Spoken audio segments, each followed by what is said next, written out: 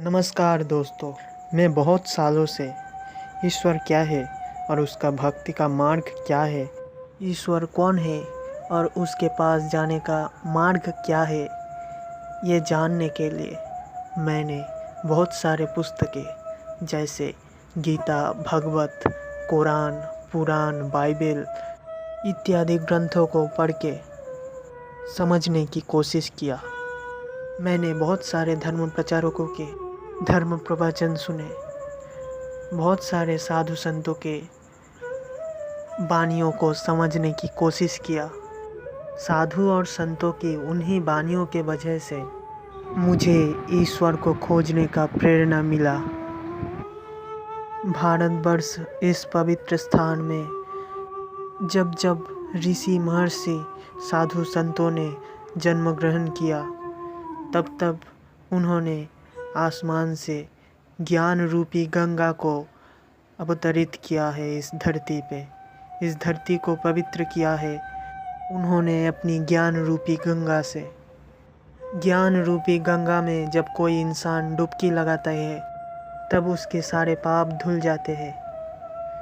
ज्ञान गंगा पे डुबकी लगाने वाला इंसान बुरा कर्म को छोड़कर सत्कर्म का मार्ग अपना लेते हैं। भारतवर्ष के भूमि पर बहुत सारे साधु संतों के जन्म हुए जिन्होंने सत्य को समझाया।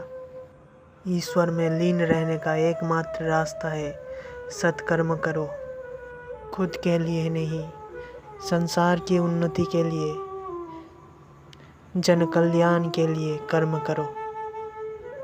ये सारे कर्म भगवान के कर्म हैं, ऐसा समझ के करो।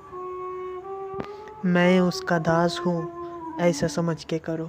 अगर तुम सोचोगे मैं करता हूँ, मैं सब कुछ कर रहा हूँ, तो तुम्हारे अहंकार तुम्हें ले डूबेगा। उस अहंकार के कारण जीव के अंदर काम प्रवेश करता है। अहंकार में काम सर्प की तरह लिपट के रहता है। अहंकारी जीव की हालत उस कुएं की मेंढक की तरह होता है जो कुएं को ही अपना सब कुछ मानता है। वो ये नहीं जानता कि कुएं के बाहर भी एक दुनिया है, क्योंकि वो कुएं में ही पला बड़ा और कुएं को ही सब कुछ मान बैठा। बारिश के दौरान जब एक और मेंढक कुएं में गिर गया, तब उस मेंढक को इस मेंढक ने अहंकार दिखाकर कहा, आओ मेरे दुनिया में, इतना सुंदर जगह देखा है कभी?